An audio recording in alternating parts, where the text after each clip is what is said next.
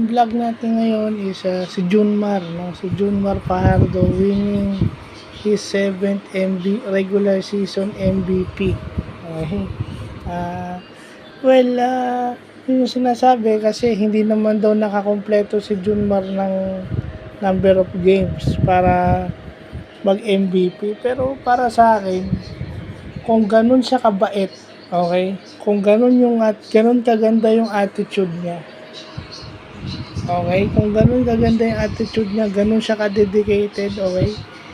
Yung he even played well sa World Cup and he even played well sa Asian Games. So I think that's enough to think na dapat nagpapahinga na siya, pero dahil sa isang tawag lang ng kanyang boss na si Al Francis Chua,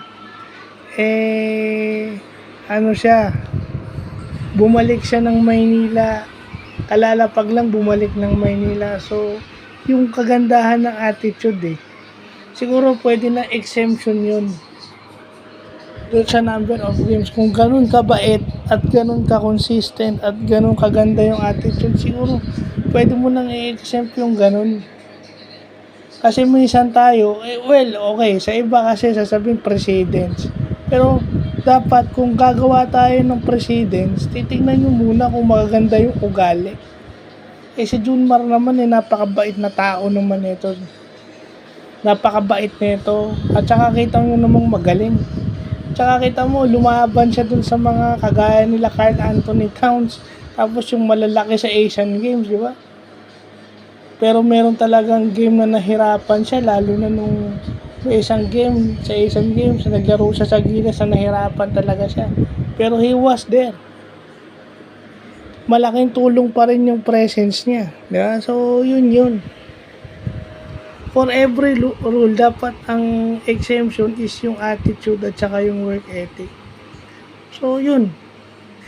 At saka, di ba, kaya lang naman kayo nananawa kasi, sasabihin nyo, siya na naman, may fatigue na kayo sa pagiging MVP ni Junmar some fans, yung ibang mga basketball fans natin dito, are fatigued. Kasi bakit parati na lang si Junmar, marami namang magaling sa PBA. Kagaya niya si CJ Perez, teammate niya sa San Miguel, magaling din naman. Bakit hindi na lang yun yung MVP? Or si Scotty ulit, or even si Christian Stadheidinger. Well, iba kasi yung attitude tsaka yung humbleness ni Abay, ni Kraken. So yun dapat may exemption yun kung attitude yung pag-usapan, because not all people are the same in terms of attitude and work ethic. Maraming players ang mabait, maraming players ang humble, pero not as Junmar being simple and humble. Marami silang mabait, marami silang humble, pero iba yung kay Junmar is what sets him apart from all other players sa PBA. So, yun lang po.